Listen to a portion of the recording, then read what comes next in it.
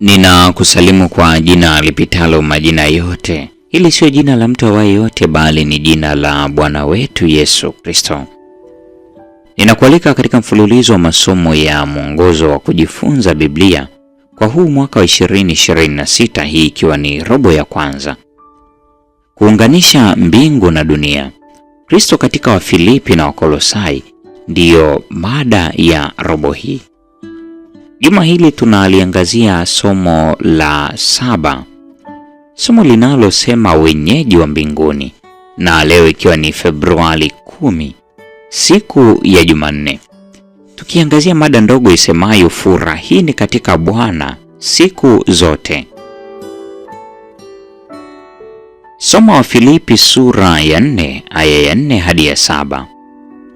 Tunawezaje kupata uzoefu wa amani ya Mungu? Baada ya kugusia tena hitaji la umoja, Wafilipi 4:1 hadi 3, Paulo anahamia mada nyingine, kufurahi katika Bwana. Wafilipi 4 aya ya 4 hadi ya 7.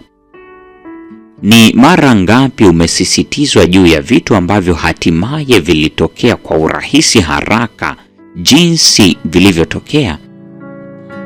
Kwa sababu nzuri, Yesu alisisitiza tena na tena kwamba hatupaswi kusumbuka. Tazama Mathayo 6:25 hadi 34, Mathayo 10:19, na Petro anatukumbusha kwamba tunaweza kumtwika Bwana fadhaa au wasiwasi wetu wote, kwa maana yeye hujishughulisha sana kwa mambo yetu. Petro wa kwanza sura ile ya 5 aya 7. Kwa hakika matatizo yanayoongezeka ulimwenguni yote yanapaswa kututia moyo kwa matumaini kwamba kuja kwa Bwana kumekaribia. Linganisha Mathayo 24:33, Luka mtakatifu sura ya 21:28, Yakobo sura ya 5 aya ya 8. Dawa ya wasiwasi katika kila jambo, ikijumuisha kila hali, ni kusali sala ya imani. Wafilipi 4 aya 6 na ya 7. Kwa dhahiri, tunapaswa kuamini na kushikilia sala yetu kana kwamba imejibiwa hata kabla ya kuona matokeo yake, kwa sababu tunapaswa kusali kwa kushukuru. Pia limeongezwa neno kuomba, Kiyunani deesis, likiashiria nyakati za kikomo na uharaka. Tazama kwa mfano Luka mtakatifu sura ile ya 1 ya 13, Wafilipi sura ile ya 1 ya 19, Timotheo wa kwanza sura ya 5 aya ya 5, Yakobo 5 aya 16. Sala zetu bado ni maombi, lakini tunaweza kujua maombi yetu yamepokelewa mradi tunaomba sawasawa na mapenzi yake. Waraka wa kwanza wa Yohana sura ya 5 aya ya 14.